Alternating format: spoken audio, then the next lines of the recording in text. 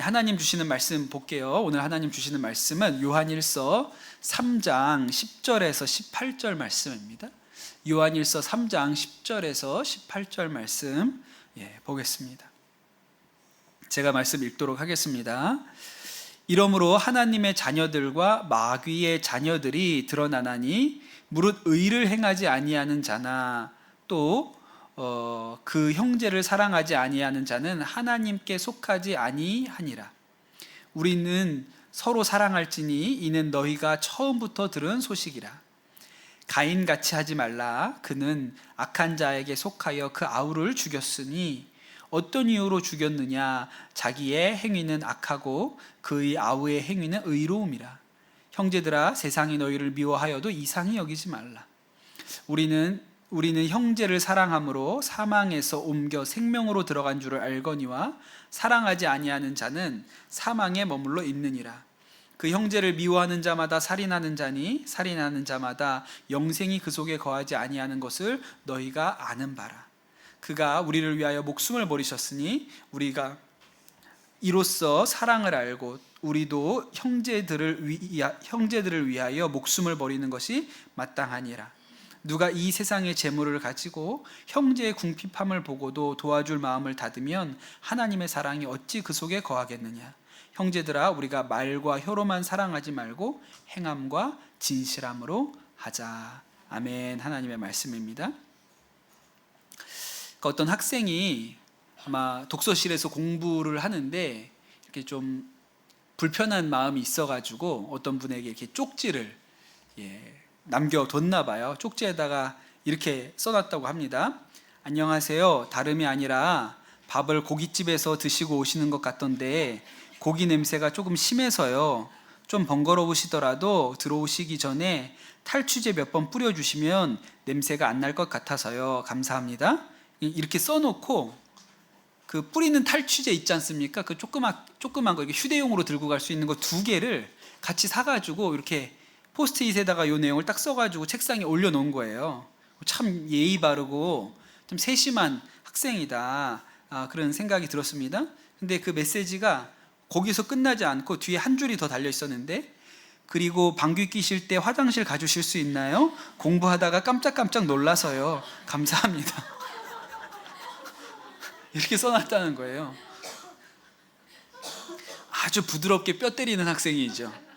요새 우리 아이들 하는 말 중에 뼈 때린다 이런 말이 있죠. 그 전곡을 찌른다 이런 말, 이런 뜻이지 않습니까? 여러분 주변에도 뼈 때리는 분 계십니까? 말하면 뼈를 때리는 분. 대부분은 우리가 옳은 말을 기분 나쁘게 하는 어떤 그런 그 특징이 우리한테 있죠. 우리는 옳은 말을 좋게 못하고 늘 듣기 싫게 기분 나쁘게 합니다. 그런데 이 옳은 말을 예쁘게 조곤조곤 하는 사람들이 가끔 있어요. 그런 사람들이 진짜 고수잖아요. 제가 아는 분 중에도 그 아주 옳은 말을 조근조근 하시는 분, 조근조근 뼈 때리는 분이 한 분 계신데 유기성 목사님이라는 분이세요. 제가 많이 좋아지기는 했는데 말을 좀 직설적으로 하는 편입니다. 지금은 조금 나아지긴 했는데 제가 총각 때 결혼하기 전에 유기성 목사님이 한번 뼈를 때리신 일이 있는데 이렇게 얘기를 하셨어요. 말씀하실 때 보통 이렇게 하시거든요. 엄목사 이렇게 하시거든요. 엄목사. 총각 때는 그렇게 말해도 사람들이 재밌다, 매력있다 그러지만 결혼해서 그렇게 아내한테 말하면 아내가 엄청 싫어할 텐데, 이렇게 얘기하셨던 일이 있거든요. 뼈를 때리신 거죠. 그래서 지금 저희 아내가 저를 굉장히 미워하고 있습니다. 이 뼈 때리는 얘기를 아주 친절하게 그렇게 하셨죠. 제가 왜 이 얘기를 하냐면 이 요한일서가 진짜 뼈 때리는 말씀이에요. 그 설교하기 전에 제가 이렇게 설교로 요한일서를 아주 깊이 있게 보기 전에는 요한일서 하면 제 마음의 인상은 사랑의 서신 이 정도였거든요. 그게 일반적인 요한 서신에 대한 평가예요. 누가 쓰신 거를 좀 볼게요. 요한 서신에 대한 요한 1, 2, 3서에 대한 이렇게 평가를 이렇게 쓰셨어요. 요한 서신이라고 하면 대개 사람들은 먼저 사랑을 생각한다. 사랑의 사도 요한이 교회 성도들에게 서로 사랑하라고 권면한 서신이 곧 요한 1, 2, 3서라는 것이다. 요한 서신은 쉬우면서도 간결한 문장으로 사랑을 강조하는 아름다운 서신임에 틀림없다. 그토록 쉽고 평이한 단어들로서 하나님의 사랑과 형제 사랑에 대해서 이처럼 아름답게 서술할 수 있다는 것은 분명히 하나님께서 사도 요한에게 주신 특별한 달란트였을 것이다. 이렇게 쓰셨거든요.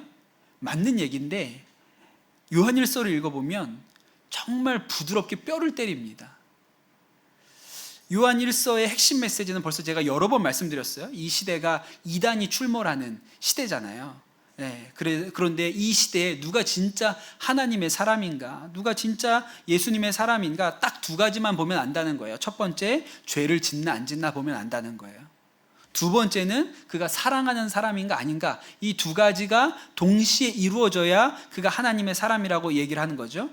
여러분 오늘 진짜 제대로 뼈 때리는 거 한번 들어보세요. 10절에 이렇게 나옵니다. 이러므로 하나님의 자녀들과 마귀의 자녀들이 드러나나니 무릇 의를 행하지 아니하는 자나 또는 그 형제를 사랑하지 아니하는 자는 하나님께 속하지 아니하니라. 하나님의 자녀가 있고요, 마귀의 자녀가 있다는 거예요. 그런데 여러분, 하나님의 자녀와 마귀의 자녀를 어떻게 구분하는가? 하나님의 자녀는 등쪽지에 날개가 달려있고 마귀의 자녀는 여기에 이렇게 뿔이 달려있는 게 아니고 어떻게 구분합니까?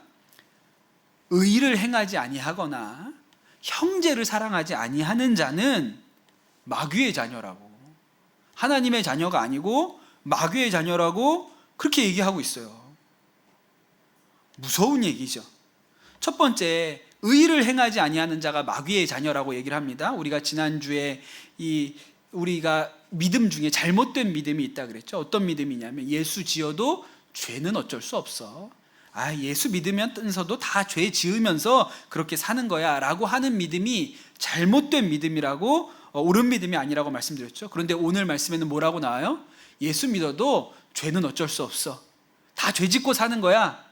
이렇게 마음에 생각하는 사람은 어떤 사람이라고요? 피해갈 수가 없는 거예요. 오늘 말씀은 마귀의 자녀라고. 그런 사람 마귀의 자녀라고 그런 거예요. 우리가 하나님의 자녀면 뭐라고 생각해요? 예수 그리스도 앞에서 죄를 이긴다. 빛 되신 예수 그리스도 앞에 우리가 죄를 이긴다. 그게 하나님의 자녀라고 얘기를 하고 있습니다. 그리고 오늘 말씀 두 번째는 형제를 사랑하지 아니하는 자는 하나님께 속한 자가 아니다. 마귀에게 속한 자다, 이렇게 얘기하는 거죠. 근데 여기도 마찬가지거든요. 우리가 어떻게 생각합니까? 어떻게 세상에 미운 사람이 없어? 어떻게 사람이 사랑만 하고 살 수 있어? 미워할 수도 있지. 우리가 이렇게 생각하잖아요. 근데 오늘 말씀을 그대로 받아들이면 어떻습니까? 그렇게 생각하면 하나님한테 속한 사람이 아니라는 거예요. 마귀에게 속해 있다고 얘기하는 것이죠. 여러분, 충격적이지 않습니까? 안 충격적이세요? 저는 이거 충격받았거든요. 이게 적당히 얘기하지 않고 적당히 그럴 수도 있지. 여러분이 저한테 와서 물어보시면 저는 적당히 얘기할 거예요. 그럴 수도 있지요. 미워할 수도 있지요. 죄를 지을 수도 있지요. 그런데 하나님의 말씀은 뭐냐면 그것은 마귀에게 속한 거라는 거예요. 그냥 오늘 말씀에 그렇게 나오니까요. 그래서 저 굉장히 충격받았어요. 우리는 이것이 단지 그냥 마음의 문제라고 생각합니다. 사랑하면 더 좋은 것이고 사랑이 안 돼도 뭐 어쩔 수 없지, 이렇게 생각하는데 오늘 말씀은 그것이 우리가 하나님의 자녀인지 마귀의 자녀인지를 말해주는 것이라고 그렇게 가르쳐 주는 거예요. 오늘 말씀 중에 14절 말씀은 굉장히 논쟁적입니다.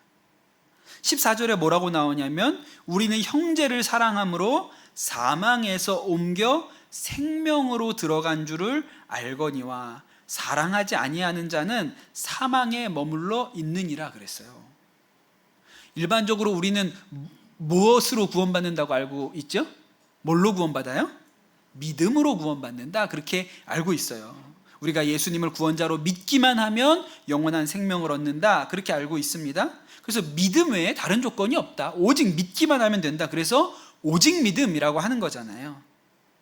그런데 오늘 말씀은 형제를 사랑해야 사망에서 옮겨 생명으로 들어간다, 구원받는다, 그렇게 이야기를 하는 거예요. 사랑해야 구원받는다, 이렇게 나오는 거예요. 그거 어떻게 설명할 수 있을까요? 이 믿음이라는 게 뭔지를 좀 생각해 봐야 되는데, 여러분, 믿음이라는 것이 구체적으로는 우리가 예수님을 구원자로 믿는다, 이런 뜻입니다.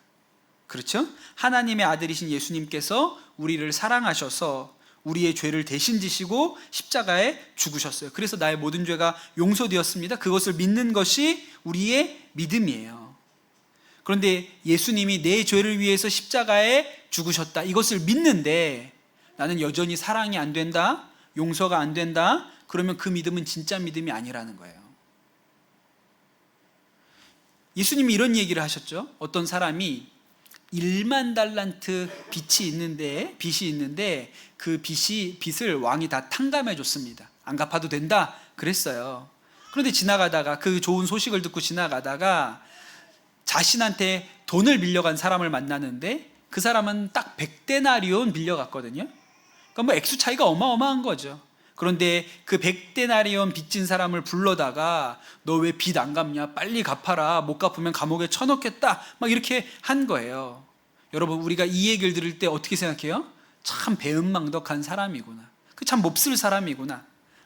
성경 말씀에 뭐라고 나오냐면, 그 왕이 이 1만 달란트 탕감해 준 사람을 불러서 이렇게 얘기합니다. 내가 너를 불쌍히 여김처럼 너도 동료를 불쌍히 여김이 마땅하지 않느냐. 너희가 각각 마음으로부터 형제를 용서하지 아니하면 나의 하늘 아버지께서도 너희에게 이와 같이 하시리라. 그러니까 형제를 사랑하지 않는 자가 사망에 머물러 있는 자라는 말이 결코 과장이 아닌 거예요. 신학적으로 문제가 있는 말도 아닌 것이죠. 예수님이 정말 지옥 갈 나를, 그 죄값을 다 탕감해 주신 것이라는 것을 정말로 믿으면 우리는 용서의 사람, 사랑의 사람이 되는 것이 예수님 표현대로라면 마땅하다, 당연히 그렇게 되어야 한다, 그렇게 이야기하시는 거거든요. 그리고 15절에 보면 또 한 번 뼈를 때리는데 이렇게 얘기합니다. 형제를 미워하는 자마다 살인하는 자니 살인하는 자마다 영생이 그 속에 거하지 아니하는 것을 너희가 아는 바라. 그랬어요. 제가 요한일서 설교 처음 할 때 우리가 예수님을 믿으면 우리 안에 용서의 마음, 사랑의 마음, 아주 막 불같은 손양원 목사님처럼 사랑의 원자탄 같은 마음은 아니더라도 미워하면 안 되는데, 용서해야 되는데, 이런 마음이 일어난다고 말씀을 드렸습니다. 그러면서 제가 중학교 2학년 때 저에게 일어난 일에 대해서 여러 번 말씀드렸는데, 제가 중학교 2학년 그 여름방학 때 수련회에서 예수님을 인격적으로 만나고 나니까 마음 가운데 어떤 부담이 생겼어요? 미워하던 친구, 그 싫어하던 친구에 대해서 미워하면 안 되는데, 사랑해야 되는데, 이런 마음에 부담이 생겼다고 말씀을 드렸죠.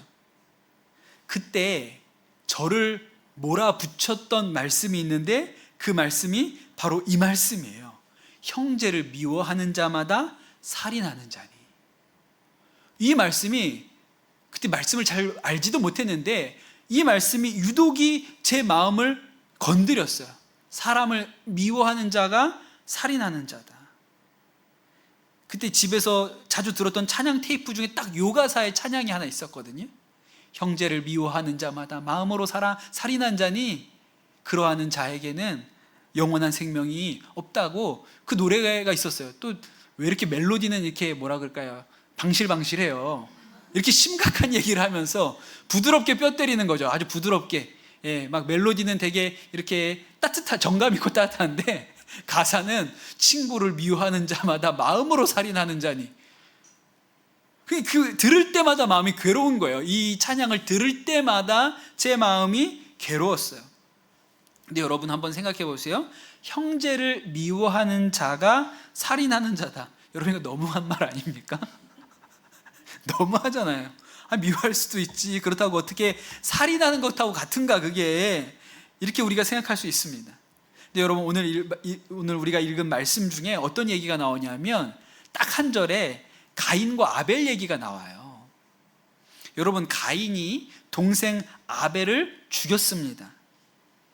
살인이라는 아주 중대한 범죄, 인류 역사상 첫 번째 살인 아닙니까? 그런데 여러분 이 가인이 아벨을 쳐 죽이기 전에 그 어마어마한 범죄가 일어나기 전에 출발점이 뭐였습니까?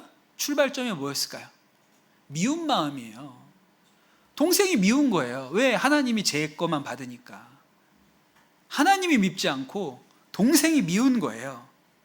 그래서 그 미운 마음이 나중에 살인이라는 어마어마한 범죄가 된 거죠. 그런데 모든 미움이 다 살인이 되는 건 아닙니다. 그렇죠? 미워한다고 꼭 사람을 죽이는 건 아니거든요. 그런데 여러분, 가인은 왜 아벨을 죽였을까요? 죽일 만한 상황이 주어진 거예요. 들에 나갔는데 미운 마음은 이렇게 큰데 아무도 보는 사람이 없어요. 어쩌면 거기다 대고 미운 마음이 이렇게 껐는데 아벨이 거기에다가 형 이렇게 마음을 긁는 한마디를 했을지도 모르고요. 예. 근데 아무도 없는 거예요. 여러분 만약에 아벨이 키가 크고 기골이 장대하고 마동석처럼 힘이 셌잖아요. 그럼 가인이 죽이려고 하지 않았을지도 모릅니다. 괜히 그러다가 내가 나가 떨어질지 모른다고 생각하니까 그러면 못 건드렸을 수도 있어요. 그런데 아마도 아벨이 작고 연약해요. 그러니까 가인의 마음에 무슨 생각이 들었어요? 저는 한 방에 내가 때려잡을 수 있지. 이런 생각이 들었고 아무도 보는 사람이 없었던 거예요. 그럼 여러분 미움이라는 감정이 상황과 조건만 맞으면 뭐가 될 수 있어요? 살인이 될 수 있어요. 히틀러가 어렸을 때 어머니가 유대인 의사와 바람이 났다고 하죠. 치료받으러 갔다가 이 의사가 엄마를 이렇게 꼬시게 됩니다. 근데 뭐 치료는 잘 못했는지 어머니가 돌아가셨어요. 이것이 히틀러가 유대인을 미워하는 출발점, 이유가 됐다라고 말하는 사람들도 있습니다. 뭐 다양한 견해가 있기는 하지만.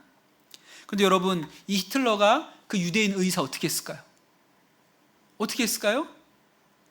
아무 일도 안 했습니다. 아무 일도 안 했어요.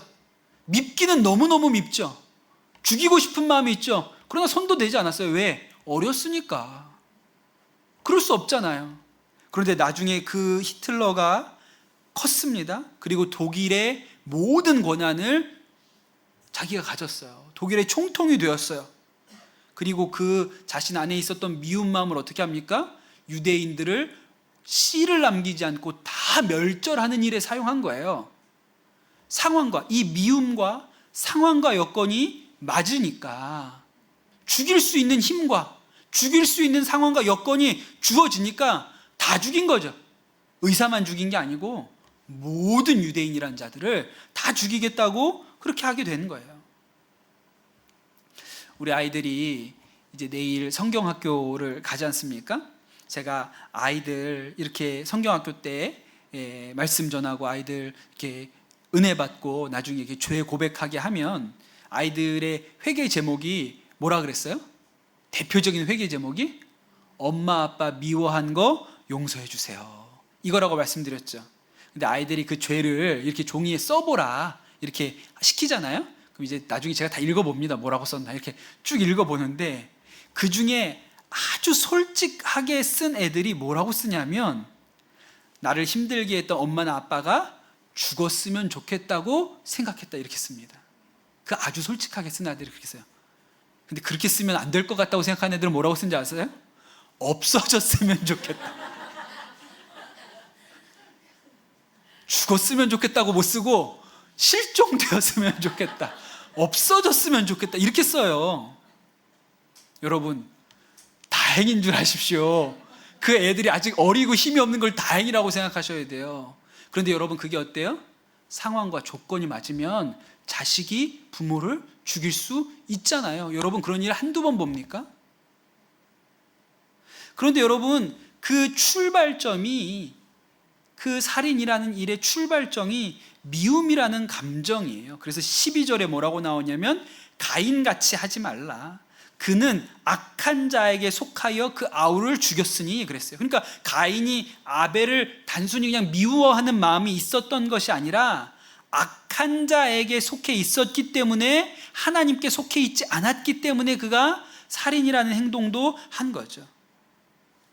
여러분, 만약에 오늘 이 예배당에 살인자, 사람을 죽인 사람이 있다고 생각해 보세요. 뭐 감옥에 갔다가 나온 게 아니라 안 잡히고 여기 있는 거예요. 그걸 우리가 안다고 생각해 보세요. 그럼 우리가 뭐라고 생각할까요?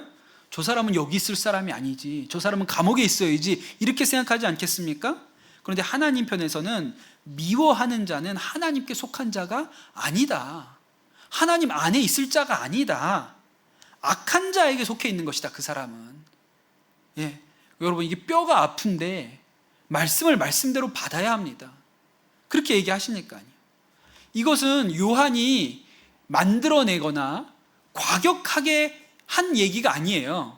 요한이 이 말씀을 어떻게 썼을까요? 예수님한테 그렇게 들은 거예요. 예수님한테 들었던 얘기를 그가 한 것이죠. 마태복음 5장에 이렇게 나옵니다. 누구든지 살인하면 심판을 받게 되리라 하는 것을 너희가 들었으나 나는 너희에게 이르노니 형제에게 노하는 자마다 심판을 받게 되고, 또 간음하지 말라 하였다는 것을 너희가 들었으나 나는 너희에게 이르노니 음욕을 품고 여자를 보는 자마다 마음에 이미 간음하였느니라. 예수님 하신 말씀 중에 제일 무서운 말씀입니다. 예, 딱 두 가지예요. 이게 그 요한이 자기가 만들어낸 얘기가 아니고 예수님이 하신 말씀을 자기 말로 바꾼 것에 불과한 거죠. 예수님이 딱 두 가지 예를 드셨어요. 하나는 살인하는 것, 두 번째는 간음하는 것. 요한이 그랬죠. 진짜 그리스도인인지 아닌지는 딱 두 개만 보면 안다 그랬어요. 첫 번째, 의를 행하는가, 죄 안 짓는가, 이걸 보면 알고, 두 번째, 사랑하는 사람인가, 이것만 보면 안다 그랬거든요. 그게 예수님 기준인 거예요. 근데 여러분, 많은 사람들이 이 예수님의 말씀을 듣고 뭐라고 말하냐면, 이 말씀 들으면 숨이 콱콱 막힌다는 거예요. 그럼 우리 생각도 하지 말고 살아? 우리는 뭐 마음속에 뭐 생각도 못해? 지나가는 걸 어떻게 해? 이렇게 생각을 한다는 거예요. 많은 사람이 그렇습니다. 20세기의 최고의 지성이라고 불리는 버트란트 러셀이라는 철학자가 이런 책을 썼죠. 나는 왜 그리스도인이 아닌가? 이런 책을 썼어요. 그러면서 그 책에 뭐 일부의 내용이지만 이렇게 얘기합니다. 예수의 도덕률은 너무 높아서 나는 도저히 따라갈 수가 없다. 그러니 나는 그걸 봤을 때부터 나는 예수댕이는 못 되겠다, 이렇게 생각했다, 이렇게 썼어요. 이게 안 될 것 같으니까. 그런데 여러분, 그냥 그런 게 아닙니다. 그냥 예수님이 대책 없이 살인하면, 미워하면 살인한 거고, 음욕을 품으면 간음한 거다, 이렇게 얘기하신 게 아니에요.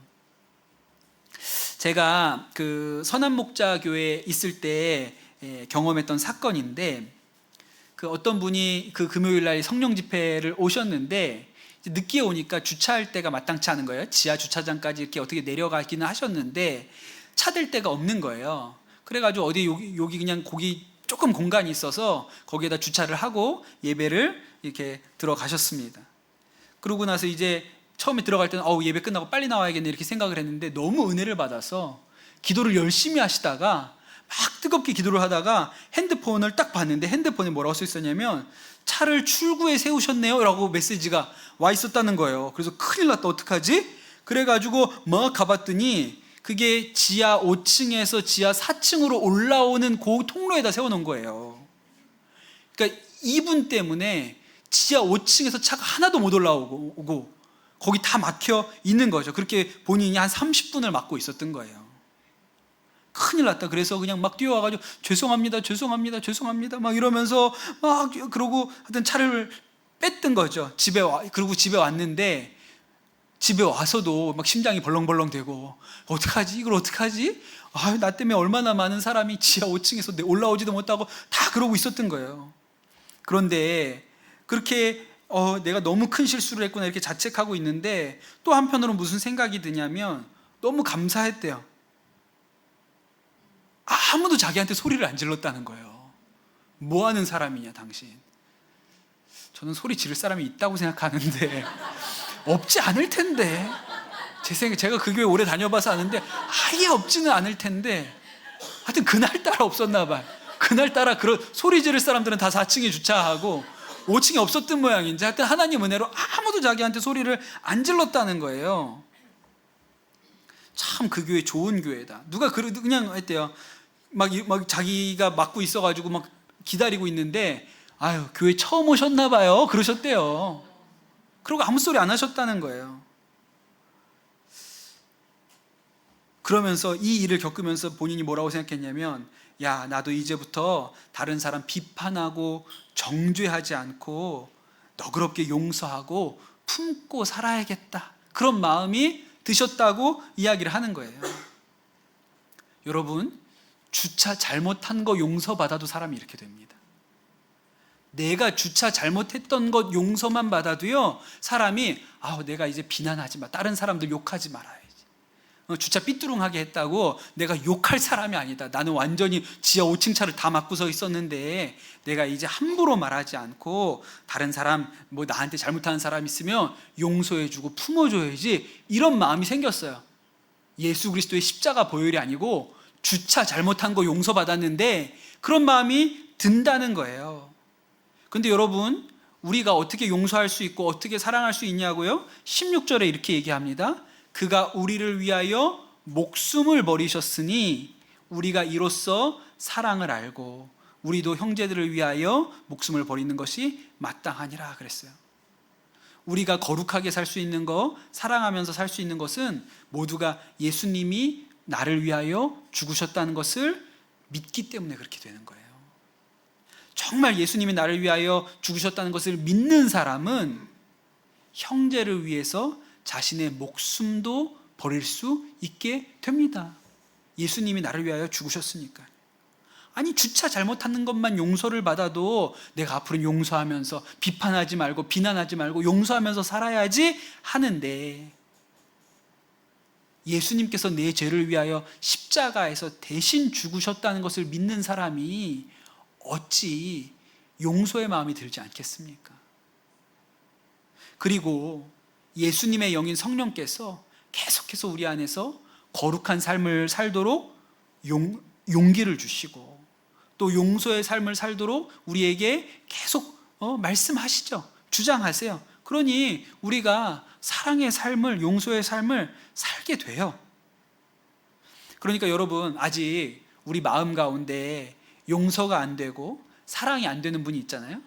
근데 이 말씀이 이렇게 괴로우면 그거는 마음 안에 성령의 마음이 있다는 뜻이잖아요. 예. 그런 분에게 용서하세요, 사랑하세요, 사랑 안 하면 마귀 자식입니다, 이렇게 말하는 게 아니고 뭐라고 얘기해야 됩니까? 예수님께 나아가세요. 예수님을 붙드세요. 은혜를 많이 받으세요. 은혜의 자리에 계속 서 있으세요. 그렇게 해야 되는 거예요. 예, 용서해야 돼요. 용서 안 하면 하나님 자식 아닙니다. 예, 사랑 못하면 마귀에게 속한 거예요. 이렇게 하는 게 아니라 계속 은혜 가운데로 나오세요. 예수 그리스도 십자가 앞으로 나오세요. 십자가의 그 사랑을 넉넉히 채우세요. 내가 용서받았다는 진리 가운데 풍성히 거하세요. 똑같아요. 죄를 이기지 못하는 사람이 있다고 해보세요. 반복되는 죄에 계속 무너지고 넘어지는 사람이 있어요. 중독에 빠져서 허우저역되는 사람한테 야, 끊어야 돼. 너 죽고 싶어서 그래. 그것도 못 끊어. 너 이러다가 다 그냥 인생 말짱 꽝 된다. 너 우리 다 같이 식구들 다 같이 죽는다. 이런다고 끊어지는 게 아니잖아요. 어떻게 해야 돼요? 예수님께로 나아가자. 예수님이 반드시 이기게 하신다. 예수님께서 그 중독의 사슬을 반드시 끊어주실 거야. 넘어졌다고 포기하면 안 돼. 분명히 이길 수 있어. 성경이 그렇게 나와 있으니까 분명히 이길 수 있어. 우리가 빛 가운데로 나아가면 반드시 죄로부터 이길 수 있어. 똑같은 거예요. 미워하는 마음이나 죄에 빠져 있는 마음으로부터 우리가 어떻게 승리할 수 있습니까? 빛 가운데로, 예수 그리스도의 십자가 가운데로 나아가는 거죠. 낙심하지 않고 용서의 마음을 하나님이 주실 거야. 사랑의 마음을 주실 거야. 우리는 그냥 빛 가운데로 예수님 앞으로만 나아가면 되지. 예, 그래서 은혜를 채우면 우리 안에 그런 일들이 일어나게 되는 것이죠. 그 한국 컴패션, 그 외국의 가난한 세계 우리 아이들 돕는 단체가 있죠. 그 한국 대표이신 서정인 목사님 책에 이런 얘기가 있어요.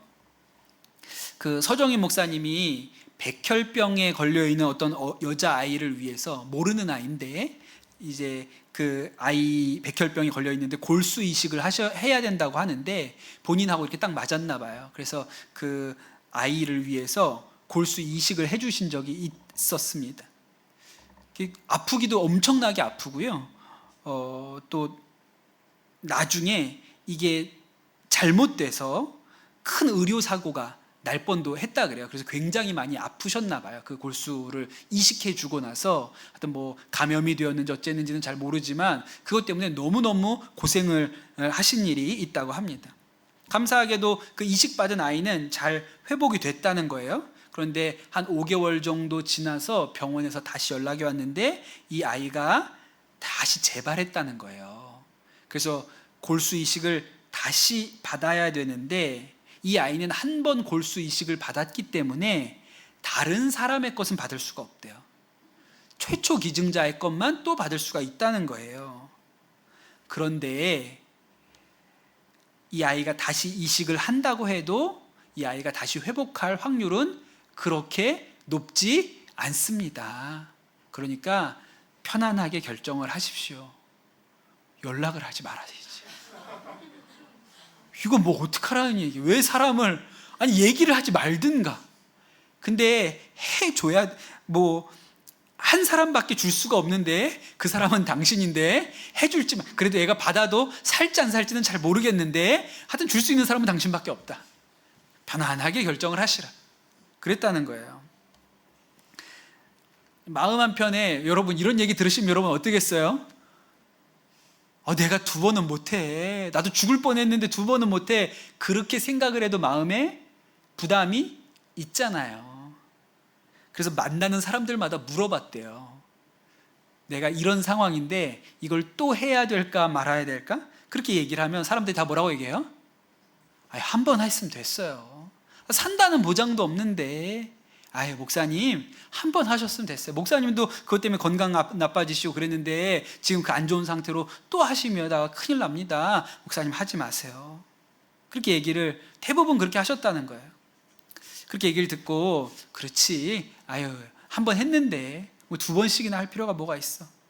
근데 이 서정인 목사님이 뭐 전 세계를 돌아다니면서 아이들 섬기는 일 하시니까 에콰도르에 갔는데 거기서 이제 아이들 섬기는 일 하시는 장로님을 만난 거예요. 그 장로님한테도 물어봤죠. 장로님, 제가 이런 상황인데 그걸 해야 될까요? 이렇게 물어봤다는 거예요. 당연히 목사님 하지 마세요. 다 그랬으니까 목사님 2번씩 할 필요야 없죠. 한 번 하셨으면 됐죠. 목사님 건강 생각하세요. 그럴 줄 알았는데 이 장로님이 들으시고 한참 생각을 하시더니, 목사님 하시지요. 그랬다는 거예요. 그러면서 이렇게 말씀을 하셨다는 거예요. 목사님, 제 큰아이가 오래전 일입니다만 백혈병으로 세상을 떠났습니다. 그 아이 부모의 심정은 지금 말할 수 없이 힘들 것입니다. 그 아이가 살고 죽는 것을 떠나서 그 아이와 부모에게 하나님의 사랑을 전할 수 있는 기회는 되지 않겠습니까? 이렇게 얘기를 하셨다는 거예요. 그날 그 얘기를 듣고 돌아왔는데 왜 이렇게 마음이 무겁고 괴롭고 힘이 든지 하나님 앞에서 기도하셨다는 거예요. 근데 하나님께서 그 심령의 말씀을 주셨는데, 야, 너 그 백혈병 걸린 여자아이가 네 친딸이었으면 너 포기할 수 있냐? 설사 그 아이가 살아날 가능성이 1%밖에 없다고 해도 너 주지 않겠냐? 1%의 가능성 때문에. 망치로 머리를 한 대 꽉 맞은 기분이었다 그랬어요. 그리고 하나님께서 뭐라고 말씀하셨냐면, 그 아이 내 거다. 그러니까 뼈 때리는 분이 하나님이에요. 하나님이 늘 우리 정강이를 이렇게 때리시고 이렇게 깨닫게 하시잖아요. 서 목사님이 그 마음을 받고 돌아가서 그 아이 부모님에게 편지를 쓰는데 그렇게 눈물이 쏟아졌다고 그렇게 얘기를 하세요. 왜냐하면 그 아이 부모가 얼마나 그 아이를 살리려고 이 상황에 애간장이 녹았을까. 그냥 그분 한 분이, 기증자, 누군지도 모르는 그 기증자, 그분밖에는 우리 딸을 살릴 사람이 없으니까. 그래서 자신을 부끄러운 목사입니다, 그렇게 편지를 쓰고, 제가 하나님께 좋은 사람이어서가 아니고 하나님의 강권하심 때문에, 하나님에게 항복해서 제가 다시 한번 골수이식을 하겠습니다. 그러면서 편지 말미에 우리 예수님께 매달립시다. 아이가 죽고 사는 것이 하나님께서 정한 것이니 우리 예수님 붙듭시다. 그렇게 쓰셨다는 거예요. 그리고 그 아이에게 골수이식을 해줬는데 그 엄마가 나중에 답장을 보내줬어요. 한 번도 아니고 2번이나 골수이식을 해주셔서 감사합니다. 딸애가 무균실에서 너무 고통스러워하는 것을 보고 있어서 편지를 쓸 겨를도 없었습니다. 저도 목사님이 얘기하는 예수님이 누구인지는 모르지만 매달리겠습니다. 기도하겠습니다. 그렇게 편지를 쓰셨다는 거예요. 그리고 하나님께서 그 기도에 응답하셔서 그 딸이 지금까지 건강하게 살고 있다. 그 가족이 다 같이 교회에 나가고 있다. 그리고 그 아이의 아버지도 다른 아이에게 골수를 이식해줬다. 그런 소식을 들으셨다는 거예요. 여러분, 그러니까 이런 사랑은 우리가 하는 게 아니에요. 우리가 열심으로, 우리가 결심해서 하는 사랑이 아닌 거예요. 여러분, 이런 사랑은 성령께서 우리를 하게끔 하시는 거죠. 우리 안에 오신 예수 그리스도께서 우리 가운데 그런 마음을 일으키시는 거예요. 네, 여러분, 우리를 위하여 십자가에 죽으신 예수 그리스도의 영이 우리 안에 있으면 용서와 사랑의 마음이 일어납니다. 또 그 성령께서 우리를 그곳으로 인도해 나가세요. 또 우리가 할 수 없다고 생각하는 것까지 할 수 있는 힘을 주세요. 그래서 우리가 사랑할 수 있는 사람이 되는 것이죠. 사랑하는 우리 성도 여러분, 오늘 우리에게 어쩌면 뼈를 때리는 말씀이지만 이 말씀을 아멘으로 받으시기를 축복합니다. 아멘으로 받으시는 분에게 하나님께서 힘 주실 거예요. 우리가 할 수 없는 것을, 우리가 용서할 수 없는 것을 용서하고 사랑할 수 없는 것을 사랑할 수 있는 힘을 주시는 것이죠. 여러분, 오늘 이 말씀 가운데 하나님이 부어주시는 사랑이 여러분한테 충만하시게 되기를 예수님의 이름으로 축복합니다. 우리 같이 찬양하고 기도하도록 하겠습니다.